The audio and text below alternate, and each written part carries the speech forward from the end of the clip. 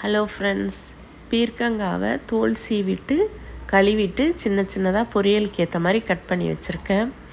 அது கூட போடுறதுக்கு பெரிய வெங்காயம், காஞ்ச மிளகாய், கருவேப்பிலை. ஒரு கடாயில் எண்ணெய் விட்டுட்டு எண்ணெய் சூடானதும் கடுகு உளுத்தம்பருப்பு போட்டு தாளிச்சிட்டு அது பொரிஞ்சோன்னே எடுத்து வச்சுருந்த வெங்காயம், காஞ்ச மிளகாய், கருவேப்பிலை எல்லாத்தையும் போட்டு நல்லா வதக்கி விட்டுக்கலாம். அது வதக்கி விட்டோன்னா அது கூடவே பீர்க்கங்காவையும் போட்டு நல்லா வதக்கிட்டு தேவையான அளவு தண்ணி விட்டு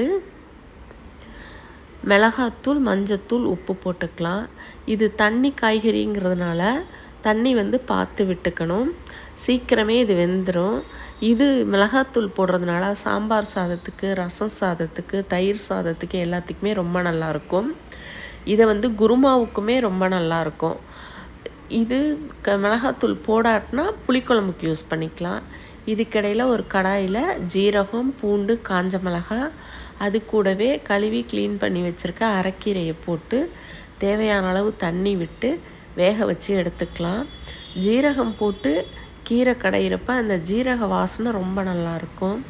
இதுக்கு இடையில மிக்ஸ் பண்ணி விட்டுக்கலாம். தண்ணியும் நல்லா சுண்டி வந்துருச்சு.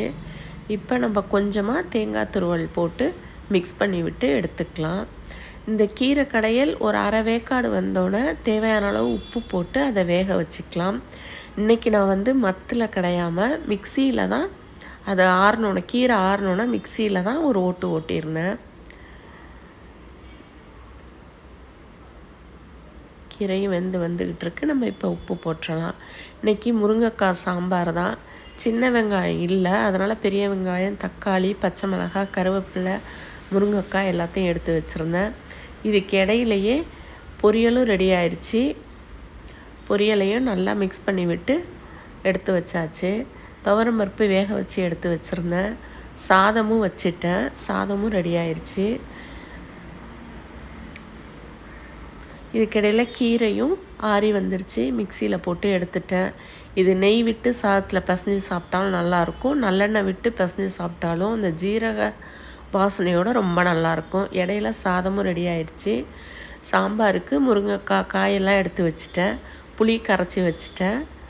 குழம்பையும் தாளித்து விட்டுட்டு உப்பு, குழம்பு மிளகாத்தூள், பிளைன் மிளகாத்தூள் எல்லாமே போட்டு பருப்பு தண்ணியெல்லாம் விட்டு கொதி விட்டோன்னே ஒரு 2 விசில் விட்டு எடுத்துக்கலாம். குழம்பும் ரெடி ஆயிடுச்சு. புளி ஊற்றிட்டு அதில் பருப்பும் ஊற்றிட்டு நம்மளுக்கு தேவையான கன்சிஸ்டன்சி வர்ற வரைக்கும் அதை கொதிக்க வச்சு எடுத்துக்கலாம். நாங்கள் ஃபஸ்ட்டு கீரை போட்டு ஃபஸ்ட்டு சாப்பிட்டுட்டு அதுக்கப்புறம் சாம்பார் விட்டுக்குவோம். அதனால் நான் எல்லாமே தனித்தனியாக எடுத்து வச்சுருந்தேன். அன்றைக்கி லன்ச் பிளேட் எங்களுக்கு இது தான். தேங்க்யூ.